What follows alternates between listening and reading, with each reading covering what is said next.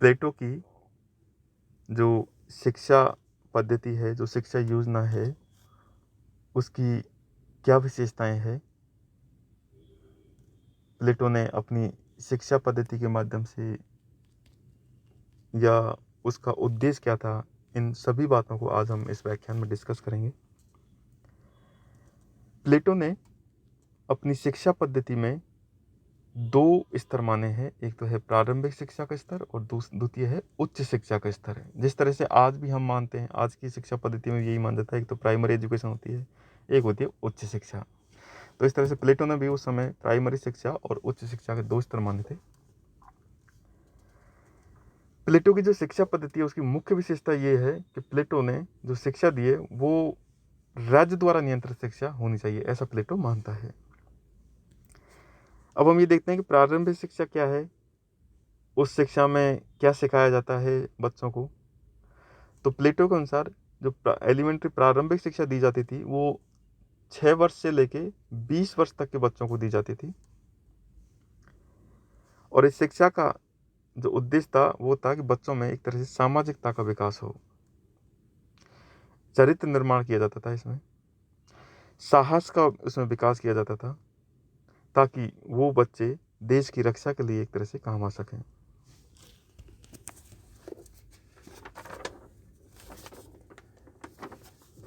प्लेटो ने अपनी प्राथमिक शिक्षा के माध्यम से शारीरिक और मानसिक दृष्टि से मजबूत एक सैनिक वर्ग का निर्माण करना चाहता था। इसलिए उसमें इन्होंने एक तरह जिम्नास्टिक, व्यायाम, म्यूजिक, संगीत को रखा। लेकिन प्लेटो व्यायाम और संगीत दोनों का ही एक तरह से विस्तृत अर्थ रखते हैं, यानी कि व्यायाम और संगीत को वो विस्तृत अर्थ में लेते हैं।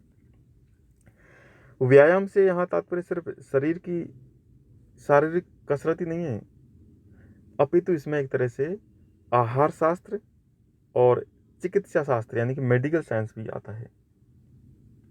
और व्यक्ति के शारीरिक विकास के लिए प्लेटो ने एक तरह से सादे भोजन को महत्वपूर्ण माना है।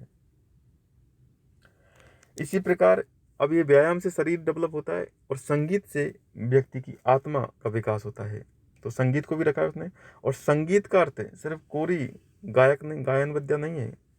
इसमें काव्य, साहित्य, गीत, नृत्य, मूर्ति, चित्र आदि सभी ये जो ललित कलाएं होती है वो सम्मिलित होती है। एक तरह से ये जो संगीत है मन के सामान्य प्रशिक्षण का एक तरह से मार्ग है उसका। संगीत और जितनी भी अन्य ललित कलाएं हैं वो प्लेटो की दृष्टि में मनुष्य के मन को सुशिक्षित बनाती है, उसमें उत्साह और विवेक की सोई हुई शक्ति को जगाती है। जिस प्रकार प्लेटो शारीरिक शिक्षण द्वारा अपने राज्य से डॉक्टरों की आवश्यकता को खत्म करना चाहता था, उसी प्रकार एक तरह संगीत के द्वारा वो न्यायालयों की आवश्यकता को भी एक तरह से खत्म करना चाहता था, समाप्त करना चाहता था। प्लेटो ने प्राथमिक शिक्षा के दोनों जो अंग व्यायाम और संगीत उन पे ध्यान देते हुए कहा कि इनका पालन एक तरह से सादगी के माध्यम से किया जाना चाहिए, यानी कि एकदम पूरी तरह सादगी रखनी चाहिए इनके पालन करते समय। प्लेटो कहता है कि प्राथमिक शिक्षा के बाद उच्च शिक्षा का स्थान आता है।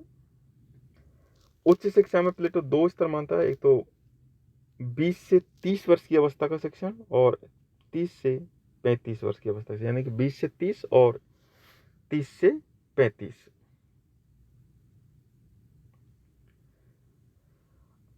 लेकिन प्लेटो ने जो 6 से लेके 20 वर्ष की जो शिक्षा दी है उसमें भी उसने दो पार्ट किए हैं। एक तो है 6 से लेके 18 और 18 से लेके 20, यानी कि प्लेटो द्वारा प्रतिपादित प्रारंभिक शिक्षा के अंतर्गत व्यायाम और संगीत का जो प्रशिक्षण है 18 वर्ष की आयु तक दिया जाएगा। इसके बाद 18 वर्ष से लेके 20 वर्ष की आयु तक 2 वर्षों की अवधि में सैनिक शिक्षा का पाठ्यक्रम भी लागू किया जाता है। और जो सबसे यदि योग्य है उन्हें ही आगे की यानी कि उच्च शिक्षा के लिए चुना जाता है।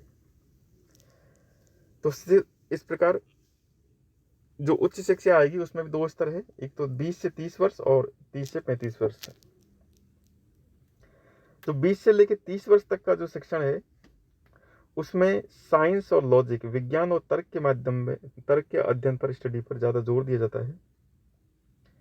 विज्ञान और तर्क के आधार पर सत्य का अन्वेषण करना ही उच्च स्तरीय शिक्षा का लक्ष्य है।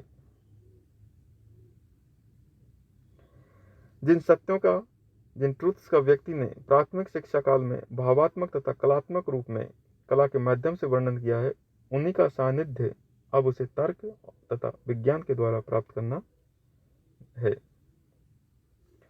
विज्ञान के पाठ्यक्रम में प्लेटो गणित को विशेष महत्व देते हैं और उसने अंक गणित का एक तरह से दार्शनिक महत्व भी माना है। अंक गणित का उसने प्रैक्टिकल महत्व भी स्वीकार किया है। अंक गणित के साथ साथ प्लेटो रेखा गणित को भी अध्ययन पर भी जोर देते हैं। और विज्ञान के अंतर्गत वो ज्योतिष और संगीत का शास्त्रीय ज्ञान, हार्मोनिक्स, उन पर जोर देते हैं। ज्योतिष में केवल ग्रह नक्षत्रों की गतियों के स्थूल ज्ञान पर नहीं, अपितु इन गतियों को उत्पन्न करने वाले कारणों के अध्ययन पर भी वो जोर देते हैं। तो एक तरह से जो प्लेटो ने ये जो 20 से 30 वर्ष का जो शिक्षण है उसमें एक तरह से विज्ञान और साइंस, विज्ञान और तर्क के अध्ययन पर बल दिया। 30 वर्ष की आयु में जो उच्च शिक्षा पाने वाले संरक्षकों में से एक चुनाव होता है, एक परीक्षा होती है और इसमें योग्य समझे जाने वाले सर्वश्रेष्ठ योग्य व्यक्ति ही राज्य के दार्शनिक शासक यानी कि राजा बनने के लिए चुने जाते हैं। इनके लिए जो दार्शनिक शासक बनेंगे 5 वर्ष तक एक अतिरिक्त शिक्षण व्यवस्था दी है और वो है 30 से 35 वर्ष की अवस्था के बीच। 30 से 35 वर्ष की अवस्था में जो शिक्षा दी जाएगी वो द्वंद्वात्मक शिक्षा है एक तरह से, यानी इसमें डायलेक्टिक जो एजुकेशन उस पर जोर दिया जाता है। और 35 वर्ष की आयु तक शिक्षा देने के बाद भी प्लेटो जो संरक्षक है, जो दार्शनिक शासक है, उनके शिक्षण को अपूर्ण मानता है और कहता है कि अभी तक उन्हें सिर्फ कोरा बौद्धिक शिक्षा मिली है और जो बौद्धिक शिक्षा उनको मिली है उसको अब एक तरह से संसार में एक तरह से अप्लाइड करना है उनको। इसलिए वो आगे के 15 वर्ष यानी कि 50 वर्ष तक जो अब तक शिक्षा सीखी है उनको संसार की पाठशाला में एक तरह से अप्लाइड करेंगे। और जो व्यक्ति 50 वर्ष की उम्र तक हर परीक्षा में पास होता जाएगा वो ही दार्शनिक राजा बनेगा और वही शासन का एक तरह से शासन को चलाएगा।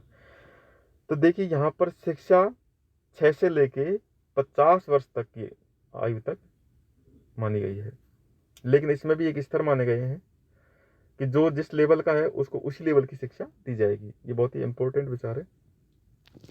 तो आज के इस व्याख्यान में हमने प्लेटो की शिक्षा पद्धति की जो विशेषताएं वो देखी है। Thank you.